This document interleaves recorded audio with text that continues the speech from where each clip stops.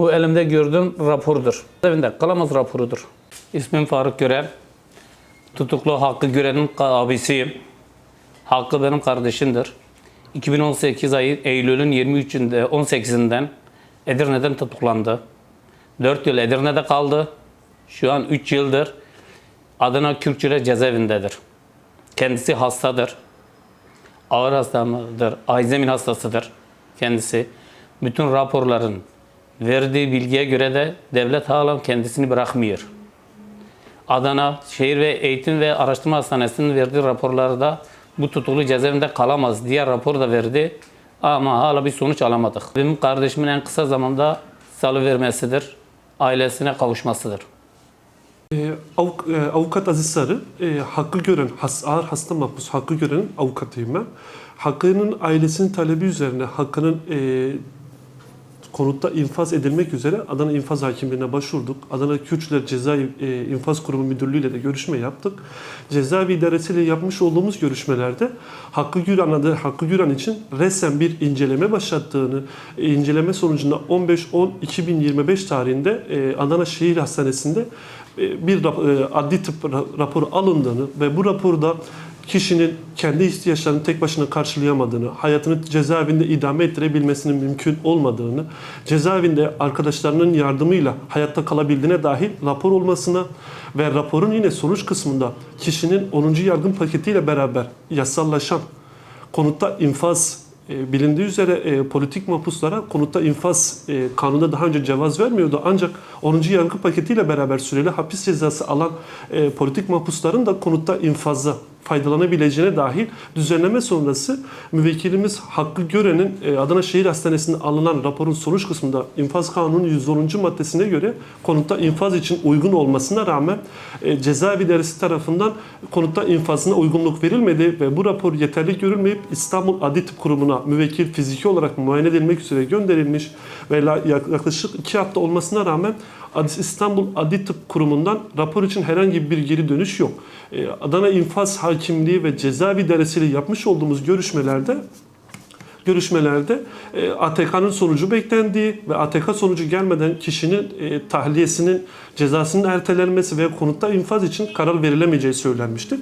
Hakkı Güran'la benzer durumda olan elbette başka mahpuslar da var. Şöyle ki Hakkı Güran'ın şu an hükümlü olarak bulunduğu Kürkçüler F tipi ceza infaz kurumunda 5'i ağır olmak üzere 19 hasta mahpus bulunmakta ve bu hasta mahpuslar 2019 yılından beri Adana'da bulunan bütün hapishanelerde özellikle Kürkçüler F tipi ve Suluca Yüksek Güvenlik, bir nolu Yüksek Güvenlikli Hapishanesi'nde 2019 yılından beri uygulanmakta olan ağız içi arama engelinden kaynaklı mahpuslar hastaneye, sağlığa erişim haklarından mahrum bırakılmaktalardır.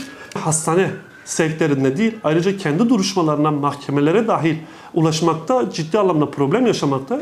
Cezaevinin dış güvenliğinden sorumlu olan jandarmanın mahpuslara insanlık onuruyla bağdaşmayan muameleleri sonucunda ağız içi arama dayatması var ve bunu kabul etmeyen mahpusların hastaneye sevki gecikmekte, hasbelkader bir şekilde ağız içi aramasını geçse bile dahil bu şekilde bu sefer de hastanelerde kelepçeli muayene veya ayaktan muayene gibi kötü muamelelere maruz kalmaktalardır.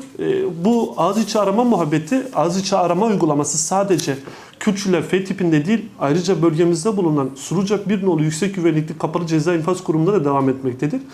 Suluca'da da şu ana kadar bizim ulaşabildiğimiz veriler doğrultusunda 4'ü ağır olmak üzere 20 hasta mahpus bulunmaktadır. Suluca bir nolu Yüksek Güvenlikli Kapalı Ceza İnfaz Kurumları şu ana kadar ulaşabildiğimiz mahpuslardan aldığımız bilgiler doğrultusunda 4'ü ağır olmak üzere 20 hasta mahpus bulunmaktadır.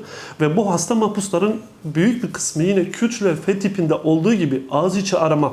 Çünkü her iki cezaevinin de dış güvenliğinden sorumlu olan Adana İl Jandarma Komutanlığı tarafından mahpuslara, özellikle politik mahpuslara uygulanan ağız içi arama uygulamasından kaynaklı mahpusların hastaneye, tedaviye erişebilmesi mümkün değildir ve olmamaktadır. Nitekim bugün de edinmiş olduğumuz bir bilgide de yine Suluca bir nolu Yüksek Güvenlikli Kapalı Ceza İnfaz Kurumu'nda bulunan 70-65 yaş üzeri olan Hacı Alagaş'ın 28 Kasım'da kalp krizi geçirip hastaneye kaldırıldı ve 4 gündür ailesine dahil hiçbir şekilde bilgi verilmediğine dahil bilgi aldık. Elbette Sayın Öcalan'ın 27 Şubat'ta başlatmış olduğu Barış ve Demokratik Toplum çağrısıyla beraber başlayan süreçte maalesef cezaevlerinde olumlu bir yansıma söz konusu değil.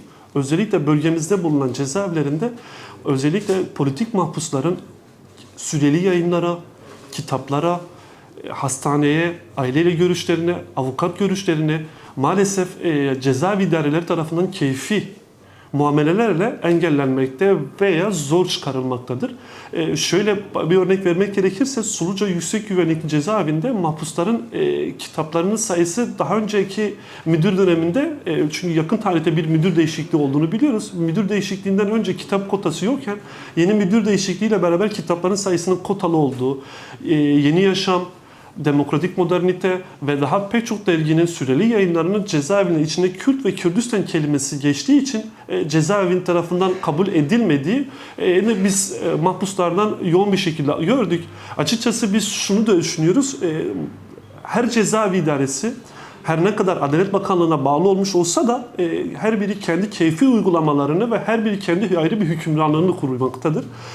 Bizim en son yaptığımız görüşmelerde de cezaevi idareleri süreçleri kendilerini bağlamadığını, kendilerinin burada yönetmelik ve yasalarla bağlı olduklarını ama maalesef yönetmeliklerde ağız içi aramasının, süreli yayınların hangilerinin alınıp alınmayacağı veya ağız içi aramasının hangi şartlarda yapılacağı belirtilmiş olmasına rağmen keyfi şekillerde ve mahpusların tedaviye ulaşmasına ve sosyalleşmesinin önündeki bütün engeller maalesef kaldırılmıyor ve bunun esas dayanağını da biz iktidarın yaratmış olduğu yapacağı bir düzenleme ile değiştirebileceği infaz kanunuyla şartları değiştirebileceğini bilmemize rağmen iktidar sürecin ilerleyebilmesi ve hasta mahpuslar özelinde en azından esnetilebilmesi adına bir adım atmadığının farkındayız.